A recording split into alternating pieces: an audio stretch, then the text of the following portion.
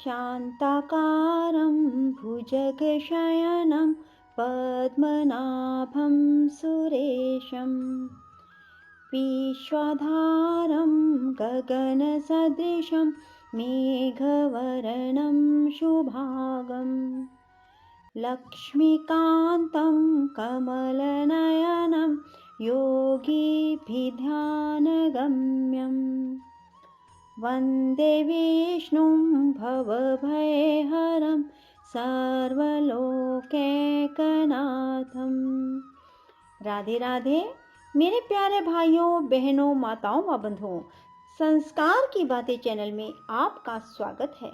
बंधुओं, आज माघ मास की जया एकादशी के दिन मैं आपके लिए लाई हूँ जया एकादशी व्रत कथा, पूरन पूजा विधि और एकादशी का महत्व।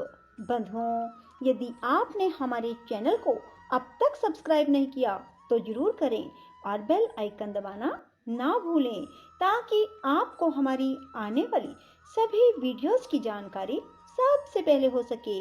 बंधुओं, वीडियो को पूरी सुनने के बाद कमेंट बॉक्स में जय विष्णु भगवान अवश्य लिखें। बोलो विष्णु भगवान की जय हो। बंधुओं, सर्व सिद्धि प्रदायक माघ मास के शुक्ल पक्ष की इस एकादशी को जया एकादशी कहा जाता है। इस व्रत में भगवान कृष्ण की केशव नाम से पूजा की जाती है। इस व्रत को करने वाले को भूत, प्रेत, पिशाच आदि निकृष्ट योनियों में जाने का भय नहीं रहता और अनेक जन्म के पाप नष्ट होकर इस लोक और परलोक में सभी सुख प्राप्त होते हैं। बंधुओं, अब आप सभी मेरे साथ मिलकर बोलिए विष्णु भगवान की जय। कथा को पूर्ण विश्वास, सच्ची निष्ठा के साथ एकाग्र मन से सुने। श्री कृष्ण भगवान बोले, हे पांडुपुत्र, इस एकादशी का नाम जया है। इसका व्रत करने से मनुष्य ब्रह्म हत्या आदि पापों से छूटकर स्वर्ग को प्राप्त करता है। पिशाच आदि योनियों से भी मुक्ति मिल जाती है। इसलिए सभी को यह व्रत विधि पूर्वक करना चाहिए। देवराज इंद्र स्वर्ग में राज करते थे और अन्य सभी देवगण सुख पूर्वक स्वर्ग में रहते थे। एक समय इंद्र अपने नंदन वन में अप्सराओं के साथ क्रीड़ा कर रहे थे और गंधर्व गान कर रहे थे। उन गंधर्वों में प्रसिद्ध पुष्पदत्त और उसकी कन्या पुष्पावती और चित्रसेन तथा उसकी स्त्री मलिन भी थे।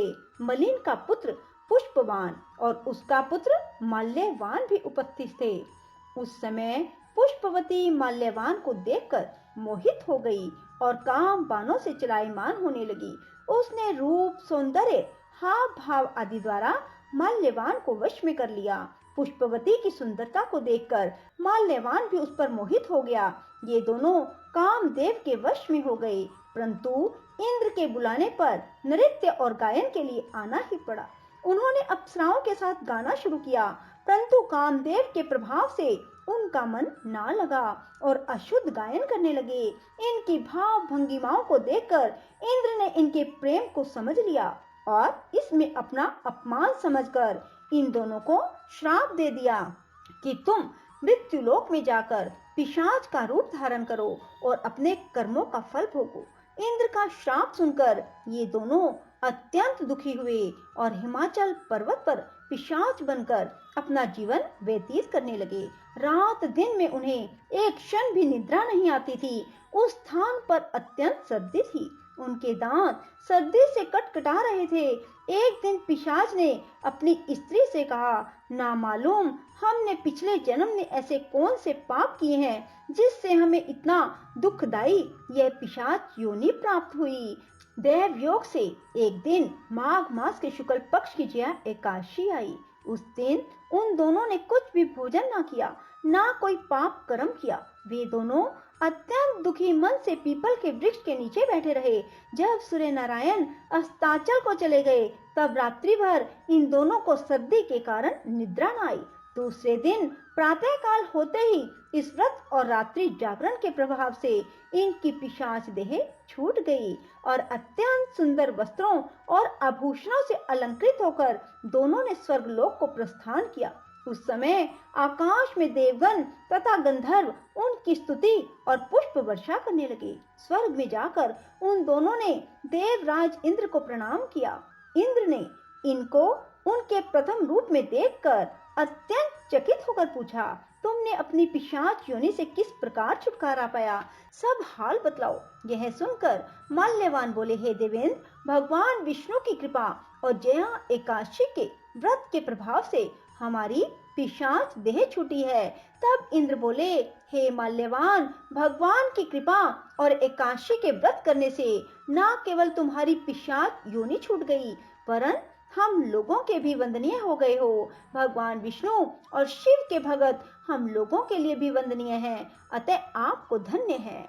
अब आप पुष्पावती के साथ जाकर विहार करो। श्री कृष्ण ने अंत में कहा, हे राजा युधिष्ठिर, इस जया एकादशी के व्रत से बुरी योनि छूट जाती है। जिस मनुष्य ने इस एकादशी का व्रत किया है, उसने मानो यज्ञ, जप, दान आदि सभी पुण्य कार्य कर लिए। जो मनुष्य जया एकादशी का व्रत करते हैं, वे अवश्य ही 1000 वर्ष तक स्वर्ग में निवास करते हैं।